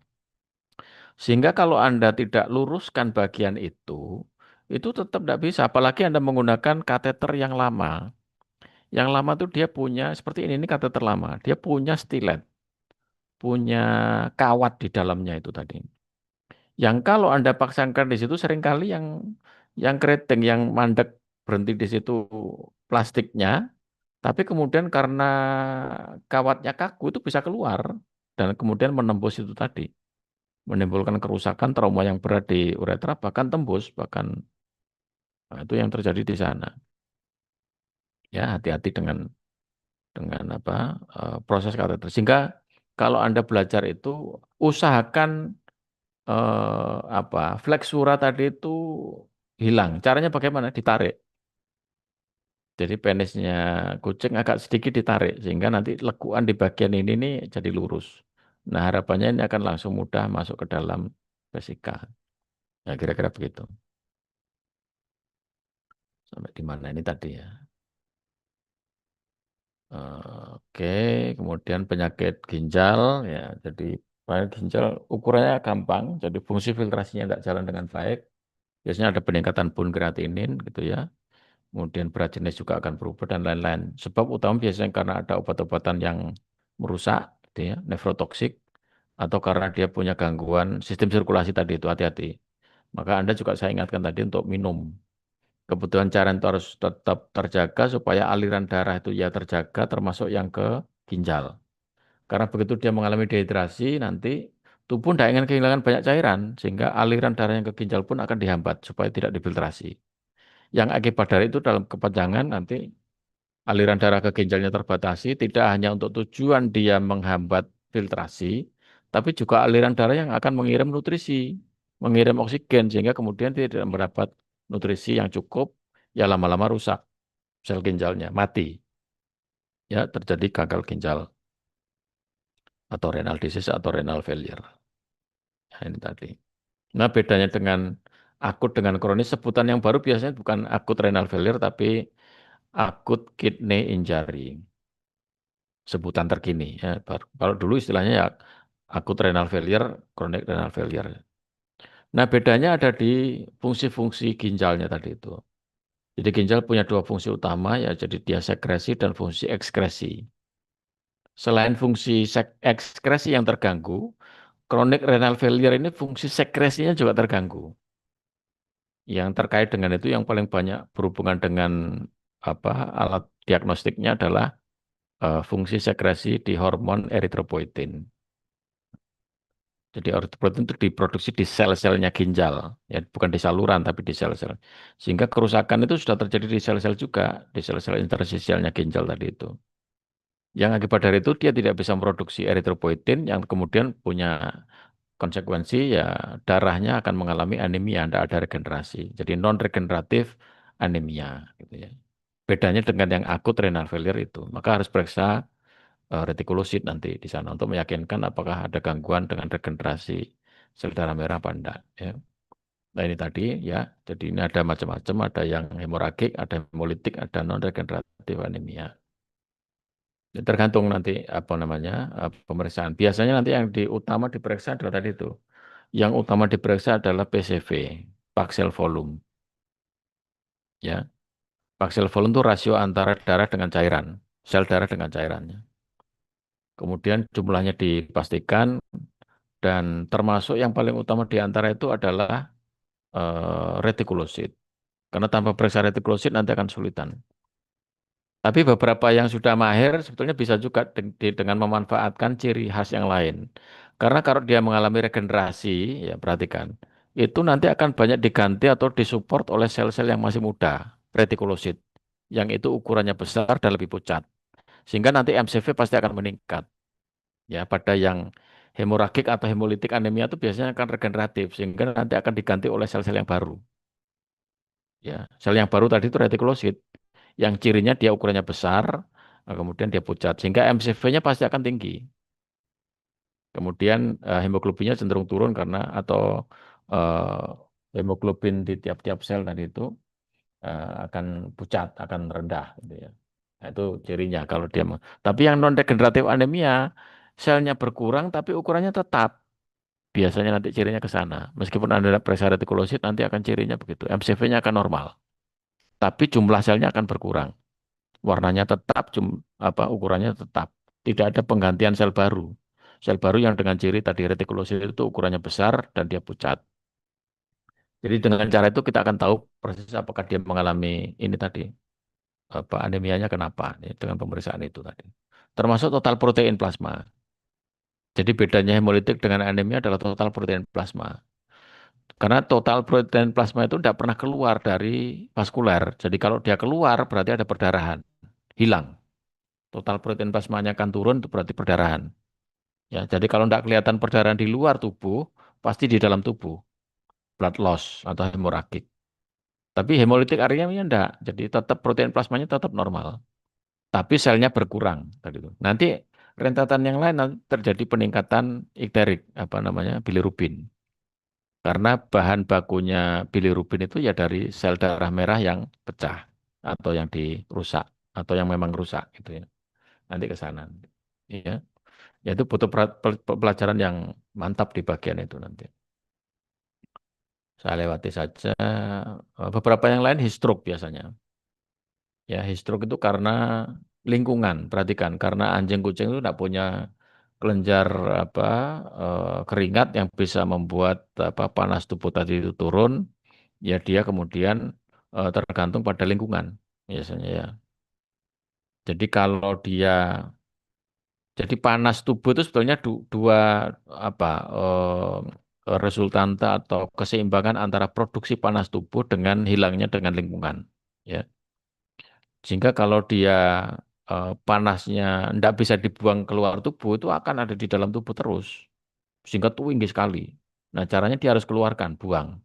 Baik itu dengan penting itu salah satu upaya untuk membuang dia. Karena dia tidak punya banyak kelenjar keringat. Dia dengan penting, lidah itu banyak pembuluh darahnya. Sehingga dengan dia menjulur nanti kontak dengan lingkungan yang dingin. Darah yang ada di lidah yang sudah didinginkan tadi masuk ke dalam tubuh yang membuat tubuhnya jadi lebih dingin. Tapi kalau lingkungannya panas, dia tidak bisa buang panas. Sehingga karena di luar juga panas. Sehingga panasnya akan terkumpul di dalam tubuh dan sangat tinggi nanti lebih dari 41 tadi itu. Nah, itu harus Anda segera tangani. Kalau enggak, nanti dia akan mengalami edema, brain edema di dalam intrakranial. Jadi otaknya akan rusak juga, ya. Segera, wajib. Dengan segera menurunkan suhunya, tentu saja. Tapi seringkali yang Anda lakukan, kalau Anda tidak punya ilmu yang cukup, itu yang langkah yang Anda anggap paling cepat itu justru membuat panas tubuh tidak bisa keluar. Jadi tubuh itu membuang panas melalui kulit.